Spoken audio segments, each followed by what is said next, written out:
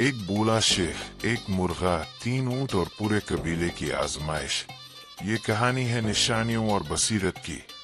जब एक छोटा सा परिंदा बड़े तूफान की खबर दे गया।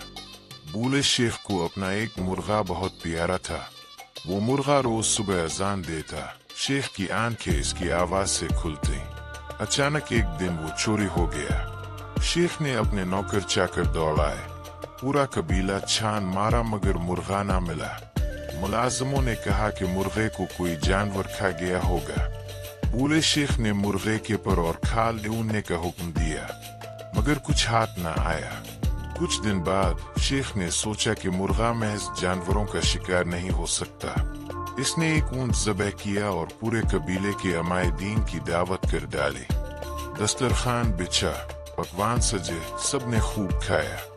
जब वो खाने से फारिग हुए तो शेख ने उनसे अपना मुर्गा गुम होने का जिक्र किया और उनसे मदद की दरखास्त की। कुछ ज़ेरे लब मुस्कराए, कुछ ने बूढ़े को खपती समझा, मगर सब ने वादा किया कि कोशिश करेंगे। बाहर निकलकर लोगों ने मुर्गे की तलाश पर ऊंट ज़बह करने पर खूब गुपशप की। कुछ दिन बाद कबीले से एक गरीब आदमी की बिक्री चोरी हो गई। वो बहुत परेशान हुआ लेकिन ऊंट कर खामोश हो गया। जब शेख को इल्म हुआ तो इसने फिर बगैर किसी हिचकिचाहट के एक ऊंट ज़बह किया और दावत कर दी। कबीले वाले हैरान थे कि बूढ़ा फिर ऊंट का नजराना दे रहा है।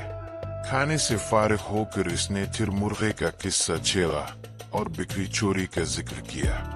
अब तो कुछ लोगों ने इसे बारा भला कहा कि एक मुर्गे के लिए इतना नुकसान कर लिया। बेटे भी शर्मिंदा हुए कि अब 2 ऊंट ज़ाय हो गए।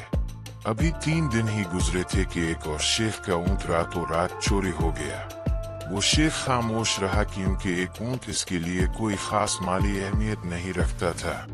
वो अमीर था।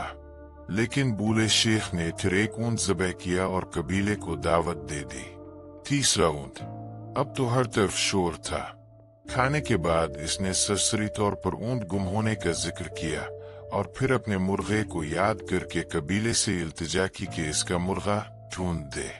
अब तो महफिल में खूब गर्मागर्मी हुई और बूढ़े से कहा गया कि अगर इसने फिर मुर्गे का जिक्र किया तो पूरा कबीला इससे कत ताल्लुक कर लेगा।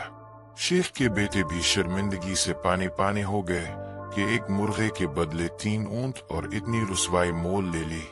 15 रोज बाद कबीले की एक लड़की कुएं से पानी भरने गई और वापस ना लौटी। पूरे कबीले में कोहराम मच गया। माँ बाप चीख रहे थे। नौजवानों ने मशलोहे के साथ तलाश शुरू की। इर्द गिर्द के गांव से मालूमात ले तो पता चला कि कुछ डाकू करीब पहाड़ की गार में छुपे रहते हैं और उन्हें अजनबी लड़कियां दिखाई दी थी। गांव वालों ने मिलकर छापा मारा। लड़ाई हुई, तीर कमाने चले और लड़की को बरामद कर लिया गया। वहां से लोगों ने वो सब कुछ ऊन लिया जो पिछले दिनों चोरी हुआ था। ऊंट बिक्री और मुर्गे की बाकियात पर और हड्डियां जो अभी तक पड़ी थी। तब पूरे कबीले को एहसास हुआ कि बूढ़ा शेख किस तूफान के आने की निशानी दे रहा था। वो मुर्गे की चोरी को मामूली नहीं समझता था क्योंकि इसकी नजर में वो मुर्गा सिर्फ एक परिंदा नहीं था बल्कि किसी बड़ी आफत का पेश खेमा था। जब लोग मुर्गे की तलाश पर मुत्तहिद न हो सके तो इसने ऊंटों की कुर्बानी देकर उन्हें इकट्ठा किया। बार बार याद दिलाया कि चोरियां बंद नहीं हो रहे। अगर वो लोग मुर्गे पर ही मुत्तहिद हो जाते तो आबरू तक बात न पहुंचती।